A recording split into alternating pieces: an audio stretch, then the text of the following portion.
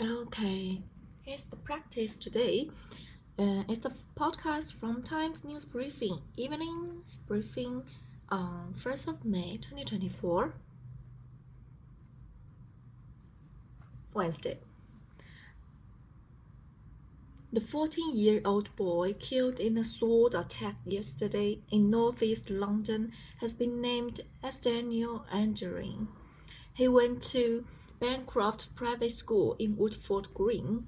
They've expressed profound shock and sorrow at the attack, describing Daniel as a gentle character who will leave a lasting impact. This is the second tragedy the school has suffered.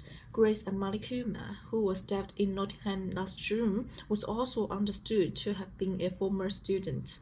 The Prime Minister has called the attack heartbreaking and referenced another stabbing at the school in Sheffield, where 3 people got minor injuries. And I'd just like to reiterate my thanks to the police and other emergency first responders for embodying the highest standards of public service under such awful circumstances. And I know that our thoughts are also with those injured this morning in an attack at school in Sheffield. The Scottish Government has survived a vote of no confidence tabled by the Labour Party. The motion was narrowly defeated by 17 votes to 58 after the Greens voted with the SNP. Violence broke out between pro-Palestinian protests and counter-protests at the University of California in Los Angeles last night.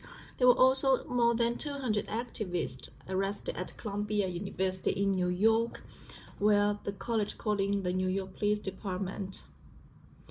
U.S. commentator Michael Graham says he thinks it helps out Donald Trump as his trial is only a few miles away. He's in a Manhattan courtroom. The first time a former president has been charged with a crime, it could be embarrassing testament about hush money, and instead, the story out of New York that's even bigger than that is this chaos on campus. Immigration officials have begun rounding up migrants to prepare for flights to Rwanda, potentially as soon as July. But a former Home Office minister says the whole thing is being one big administrative mess. Norman Baker says this is all has to be dealt with far more quickly. They are very slow at processing people. There are people who have been there in the system for years and haven't been processed. They're costing the taxpayers money. It's insulting and demeaning for the people involved, and it's expensive for the taxpayer, the British taxpayer. A music industry box has said the sector is in danger of being destroyed by AI if legislation doesn't come in to protect creators. A poll suggests that 80% of 2,100 adults think an artist's personality should be protected in law.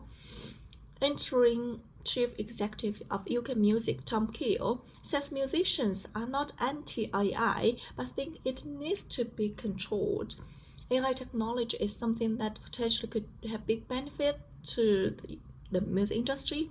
It's important we grow together. However, at the moment, we have a situation where new pieces of music are being created from an existing piece of work without permission from the creators of the original works. And ultimately, if people are not being paid for the use of their work, then it's a fundamental concern in terms of how the industry can continue. McDonald's is hoping to boost sales by creating a larger burger. They are focusing on core menu items to encourage growth. It's being brought in as some customers say they want more filling meals. Then there's more on this practice.